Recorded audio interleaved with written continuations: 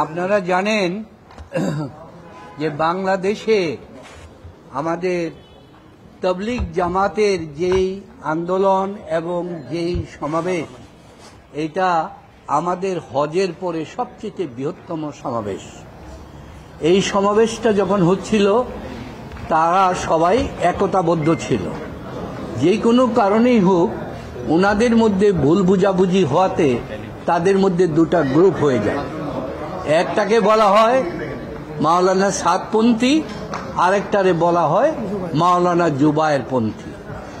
এই হওয়ার কারণে সরকারের পক্ষ থেকে, বিগত সরকারের পক্ষ থেকে, এই সরকারের পক্ষ থেকে সব সময় প্রচেষ্টা চালানো হয়েছে তাদেরকে এক করার জন্য, কিন্তু তাদেরকে এক করা যায় নাই।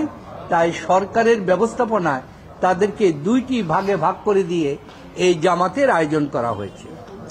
এই জামাতকে কেন্দ্র করে এইবার 18 তারিখ তবলিগ, 18ই ডিসেম্বর তবলিগ জামাতের সেই টঙ্গীর ময়দানে হাজার হাজার লোকের সমাবেশে নিজেদের মধ্যে একটা ভুল বুঝাবুঝির কারণে এবং তৃতীয় পক্ষ এখানে সুযোগ নেওয়ার কারণে কয়েকটা লোক মার্ডার হয়ে যায়, মৃত্যুবরণ করে, যেটা আমাদের জন্য দুঃখজনক।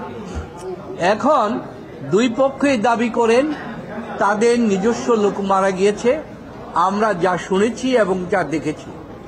এখন জুবায়ের পন্থী তারা সাতপন্থীদের বিরুদ্ধে গত 18ই ডিসেম্বর আপনার কোন থানায়, 19 তারিখে টঙ্গী পশ্চিম থানা, টঙ্গী পশ্চিম থানায় 19শে ডিসেম্বর 18 তারিখের ঘটনাকে কেন্দ্র করে একটি মামলা দায়ের করে এই মামলার মধ্যে হত্যার মামলার দেওয়া হয়েছে।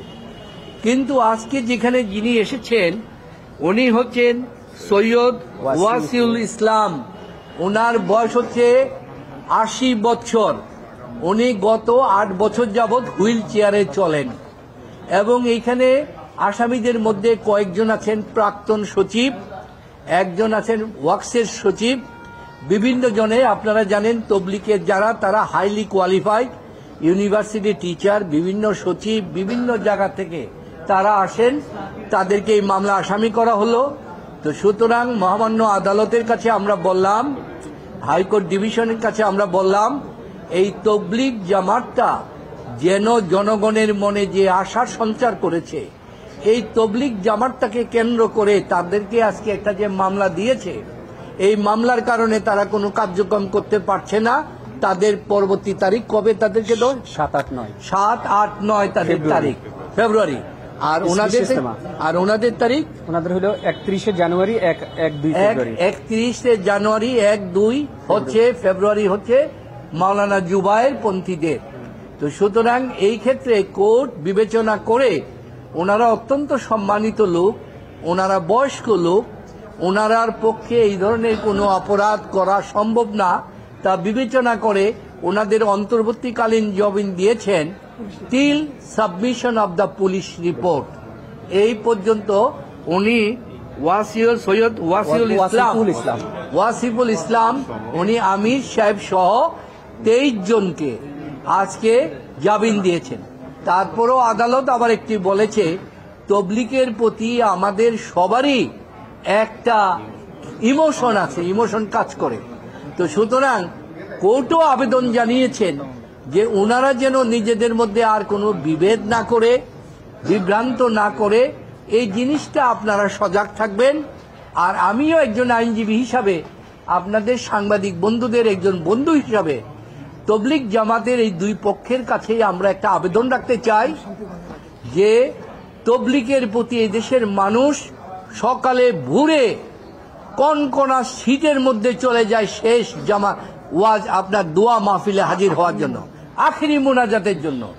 আমরা এখনো আপনাদের কাছে আবেদন জানাই, মহান আল্লাহ তাআলার এই জিনিসকে নিয়ে আপনাদের এই বিভেদটাকে এক করে ফেলেন। এই দেশের মানুষের কাছে তবলিগ যেভাবে আজকে গ্রহণযোগ্য, যেভাবে সমাদিত, ধর্মপ্রাণ মানুষ যেভাবে এটাকে পছন্দ করে, এইভাবে যেন সবাই এক হয়ে আপনারা কাজ করেন, এটাই আমাদের আবেদন। আপনারা এই হচ্ছে আমাদের বক্তব্য।